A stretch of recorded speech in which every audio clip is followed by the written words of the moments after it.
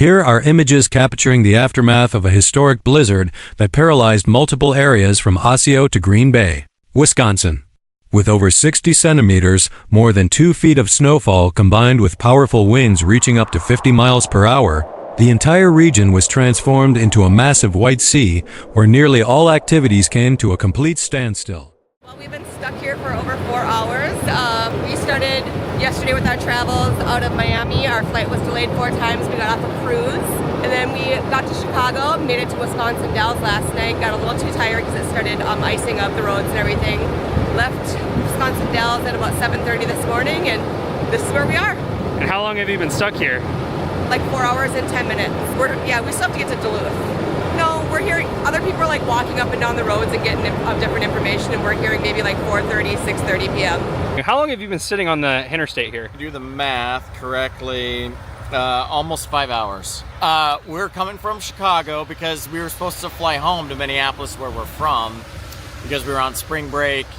We had done a cruise, but our flight didn't make it into Minneapolis. We had delays. We left Fort Lauderdale yesterday, made it to Black River Falls in the storm, got a hotel, stayed there, got up early this morning, got on the highway thinking we would just drive slow back to Minneapolis because we were in Black River Falls, Wisconsin. It's not that far, and here we are now. Dead stop since 9:30 this morning. We're not prepared. We're not really worried now that the snow has stopped. We have plenty of water. We're running low on snacks, so we're looking forward to just get moving again, but we're in it for the long haul. You ever been anything like this before? Never. Never. And you guys My family, neither. I've done a lot of bad weather driving, but never just at a full-on stop, dead stop. Yes, my wife and I discussed this. We were thinking about staying one more night in the hotel, though we would have missed work yesterday. Tomorrow. We were thinking maybe we should just stay in the hotel, and we were like, no, let's go for it. So if you're thinking about getting out on the road and you're really concerned, my advice now would be just wait. Just really wait. Wait till the roads get cleared, wait till the plows go through, then get on the highways. Heavy snowfall quickly blanketed the roads, bringing traffic to a complete standstill. Long lines of vehicles were stranded, with many unable to move due to slippery conditions and near-zero visibility. As if that wasn't enough, while the blizzard was still raging, a large fire broke out at a factory. The harsh weather made it extremely difficult for firefighters to reach the scene, making the situation even more dangerous.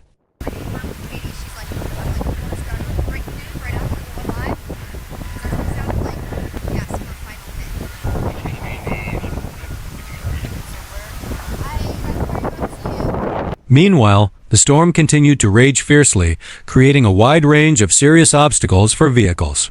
Constant snowfall combined with strong winds blew snow across the roads, forming blinding whiteout conditions where visibility dropped to nearly zero. The roads became increasingly slippery and difficult to control, forcing vehicles to move at extremely slow speeds, with many having to stop completely to avoid danger. Many vehicles became completely stuck in deep snow and broke down due to the extreme weather conditions, making it impossible for them to continue moving.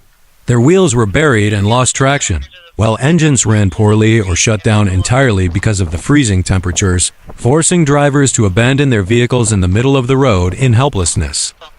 In that situation, they had no choice but to wait for assistance from rescue teams.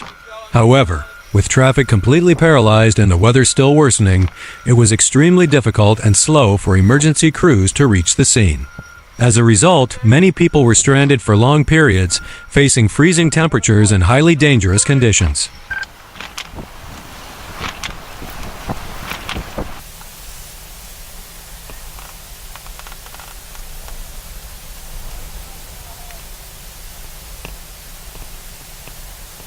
Once you go through the light, I might get a shot of it too. Many vehicles were forced to pull over to the side of the road, partly due to the heavy snowfall, but more importantly because the snow had completely covered the roadway, erasing all directional cues. In near-zero visibility, determining direction became extremely difficult, almost impossible. As a result, instead of risking further travel, many drivers chose the safest option, stopping and waiting for conditions to improve. 41 and those.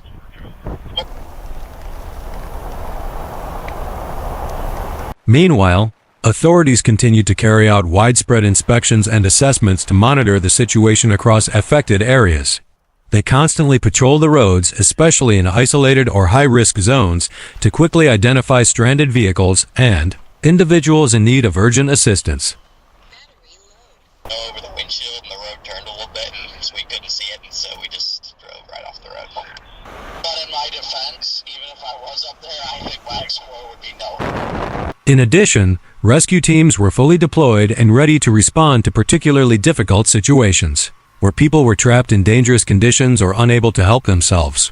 Despite facing harsh weather and significant challenges in mobility, authorities remain committed to ensuring public safety and gradually addressing the aftermath of the storm.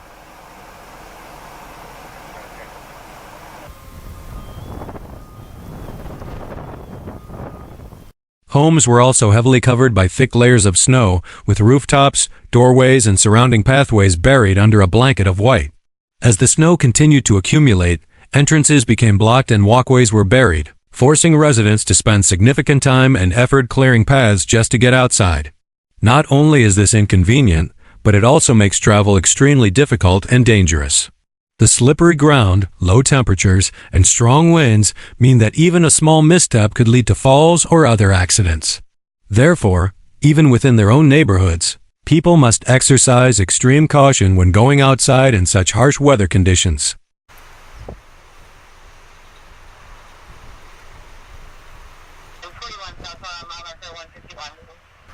Going south, I'm keeping my stream off because I'm gonna convoy with CJ south because that's gonna get him, home. But on top of it, we're gonna watch for any vehicles that may have people in them that may need help. So just